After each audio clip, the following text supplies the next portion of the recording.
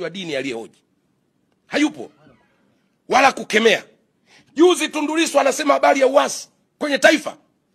Ndugu zangu, nataka niwaambie vitu ambavyo pengine ninyi hamvijui. Tundu Lissu, Lema na mwenzao mmoja mwaka 2020 waliomba uraia kama wakimbizi wa kisiasa kwenye mataifa kadhaa, huko Tundu Lissu akiwa ameomba Ubelgiji. Kule Ubelgiji ni mwananchi, ana posho na mshahara wake na familia mpya nyingine iko Marekani. Lema ni raia wa Canada, ambapo 2020 aliomba apewe hifadhi kama raia, kama mtu ambaye nchini kwake kuna vitu fulani, wakampa ule uraia wa Canada. Leo wanatuambia sisi kinuke.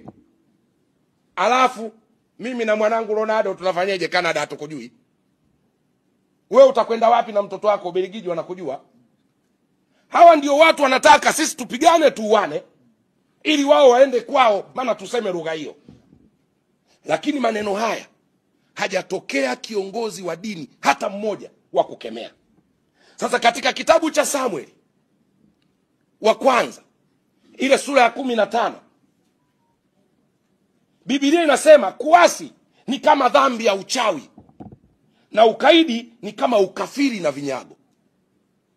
Yaani Mungu anavyoutamka uasi, haya viongozi wetu wa imani hawajawaambia hawa watu. Ni kama dhambi ya uchawi, na ili uasi utokee ni lazima shetani ahusike.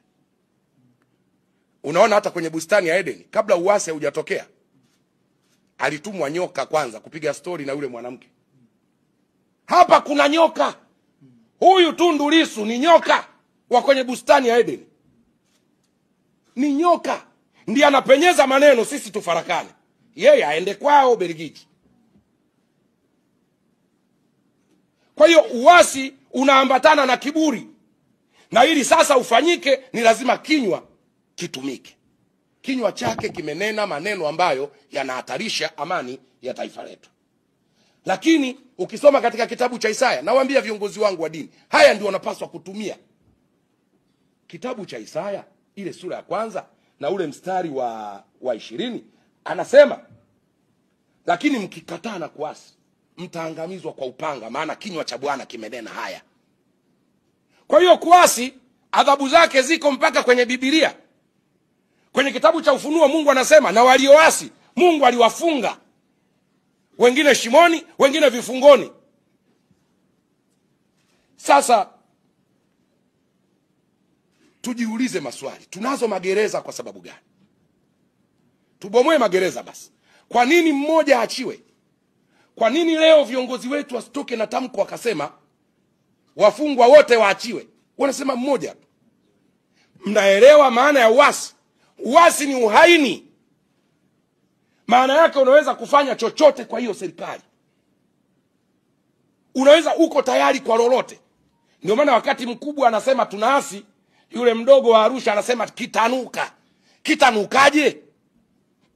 Ndugu zangu, kwa hiyo tuko hapa kuiambia jamii yetu iwapuuze hawa watu. Iwapuuze hawa watu, na hawana nia njema na taifa hili. Lakini ukienda mbele kidogo,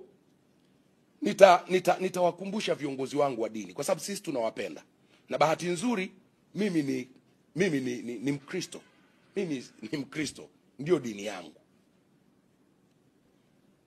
Ukiwa kiongozi wa imani, ambacho sisi tulitarajia kama Watanzania, tulitarajia viongozi wetu wataziita hizi pande mbili. Yaani wataita upande wa serikali na hao wanaolalamika kwamba jamani, kuna nini hapa? Hiki ndicho viongozi wa dini walitakiwa kukifanya. Kwa sababu kadhia hii inamhusu IGP, kwa maana waliomkamata Tundu Lissu ni polisi, wako chini yake. Lakini inamhusu jaji mkuu, kwa maana anakopelekwa ndiye chief. Lakini inamhusu rais wa nchi. Tuseme rais alikuwa mbali, viongozi wa dini Ninyi wote mnakubali kwamba wanaweza wakamuomba appointment ya IGP kwamba kuna mambo hayako sawa tuzungumze akakataa? Wana uwezo wakamuomba jaji mkuu tuzungumze akakataa? Lini wamemuomba rais? Hivi hamuoni kwamba viongozi wetu wa dini, hata sisi waumini wenu,